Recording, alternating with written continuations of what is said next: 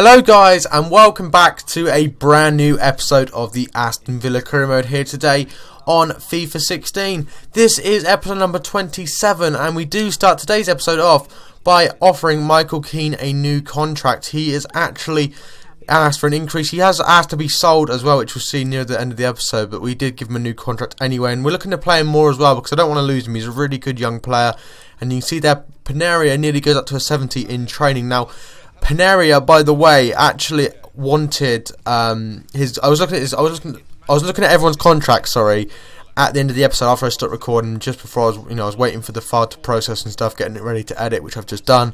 And I was looking at his contract, and he only had 7 months left. So I offered him a new contract from £500 a week to £8,000. So you can see we were paying him a stupidly low amount for a 70 rated player, or 69 rated, whatever he is right now. Pretty much 70 anyway. But yeah, we've been paying him a ridiculously low amount, and he's never asked for a pay rise. But I decided it was time to give him a new contract. I don't want to lose him in January, and before we even get the chance to lose him, I wanted to sign him up because he is our scout future star, and hopefully he'll do okay. And we've moved him from a future first team player to a squad rotation player, so he has got an incredibly high wage packet now, going from earning £500 a week to earning £8,000. £500 a week, I guess, in this side of the country would be considered a pretty average wage, £500 a week at the moment, but he's gone up to £8,000, which obviously is definitely not an average wage in the UK. But we do start off against City, and we unfortunately conceded a very annoying goal there. Zuccolini got very lucky to actually score that. You'll see, or you would have seen in the replay, I was too busy rambling on, but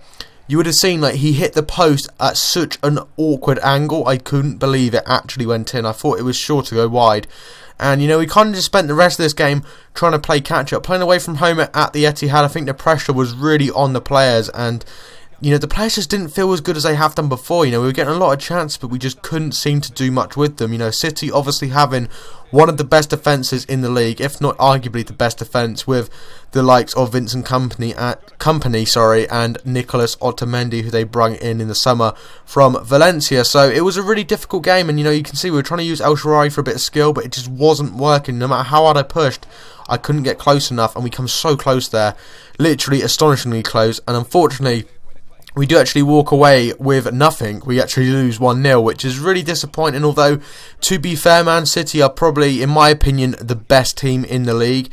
No disrespect to Chelsea, even though Chelsea are doing bad in real life, Chelsea are still a really quality team, as are Man United and so on and so forth. But Man City, in my opinion, are the best team in the Premier League right now, and not only in FIFA but in real life as well. So I wanted to mention that, and it's not the worst result, 1-0 as well. So I'm sorry to anyone who watches Chesnoid, his thing came up in the right, so if you're watching this series, I do apologise if I've just ruined the results for you. I should have really blocked that out, but yeah, I do apologise. Obviously it's on and it's shared, nothing I can do about it. But 4-2 we won against Hull. That was actually at the start of the episode, but I forgot to include it. I got that far into editing, was like, I'll just put it in there instead, rather than trying to go back and slot it in the footage, because it's just awkward to do that with Sony Vegas. So I just thought I'd add it in there. We did win that at the start of the episode, which is why we started against Man City rather than the game against Hull. But yeah, we do travel away to France. We take probably maybe the Eurotunnel over to France. I don't know how it would work with footballers, whether they fly over or whatever. We travel in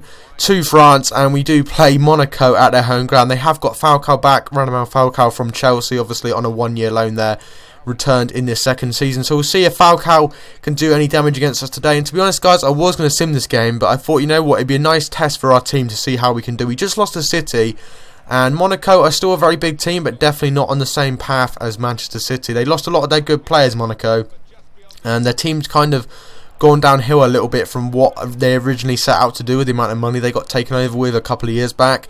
And it would be a real test for us, really, to see whether or not the team could actually perform against the bigger teams. And we have already qualified from the group. The two other teams in the Europa League group are on 1 point, and we only have 2 games left, so there's no way they can catch us. We're on 9 points, and the maximum they can get is 7. So we are safe to go through, but it was just a case of really trying to win the group. I might sim the last 2 games in the Europa League, just because I don't really mind, not getting the top space, and it all depends on this result, really. If Monaco win this game, I really don't particularly want to go ahead and actually, go ahead and What am I even saying? I don't want to go ahead and play the final 2 games just because it's a waste of time. It's a waste of a whole episode as well in total. So, yeah, we were still 0-0 here, half an hour into the game. It was really tough. Monaco playing really well. We get a chance here with El Shaarawy passing it down to Jordan Amavi, overlapping on the left. Tries to get some room inside. Passes over to Clement Grenier, who does take the shot. And unfortunately, a good save there from Sebastić. And that is definitely butchered like crap. I don't know how to say his name, but Falcao there does score a very tidy goal 2 minutes after the break, and just literally undefendable. I was using Falcao the other day in Ultimate Team. I played like 2 games of Ultimate Team, which by the way is like my first 2 games in about 2 months, and he was incredible. And you know, he just proved there that he is a really good player. And it is a shame. I was thinking to myself when editing this, it's a shame that Falcao's kind of done a Torres. You know, he's got the chance to move to a good team. Hasn't done well at Man United, and obviously I don't think he's done much at Chelsea this season. I mean, Chelsea haven't done much as a team, let alone Falcao. But it's a real shame to see him, you know, decline from being such a good player to the player that he is now. And it is like the Torres thing, you know. I think, you know, the pressure got to him, and he's not really been the same player since. And it'll be interesting to see next year in real life if he does go back to Monaco, if he actually will, you know, do better there. And I wish him the best of luck, because I do really rate Falcao, and it's a shame to see him not really doing as well. Obviously, it'd be better if he played for Arsenal. I don't want him to do well for Chelsea, but yeah, it is a bit of a shame.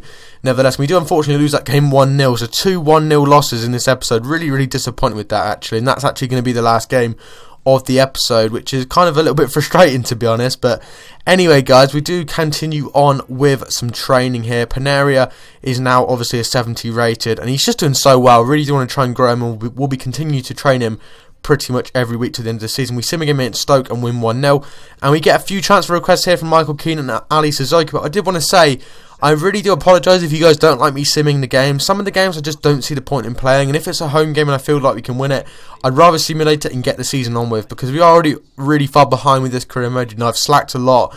And hopefully you guys are enjoying the daily uploads. So far this week we have stuck to the daily train, so it is only Thursday, but I'm really trying to push myself back into YouTube, and I really do want to push as hard as I possibly can to upload at least once per day. Now you can tell, well, you can't tell, but it's 9:05 right now as I'm recording this, so it is really difficult. You know, I'm having no time in the evenings at all, and I'm really pushing myself to the limit to make sure that you guys get a video. So I really do hope you appreciate all the time and effort that goes into these videos, and if you did enjoy, if we could smash over 5 likes, that'd be absolutely awesome. And I'll stop rambling on in a second. I know this outro is beginning to become a little bit long, but as I said, if we can hit 5 likes, that'd be absolutely awesome. If you haven't already, please do go and subscribe to the channel. Really does help me out. We're so close to 500. I'll be honoured if you guys could help me out and get me to 500. And I'll speak to you guys in the next episode of the Aston Villa Career Mode, most likely tomorrow. So I'll see you then. Bye.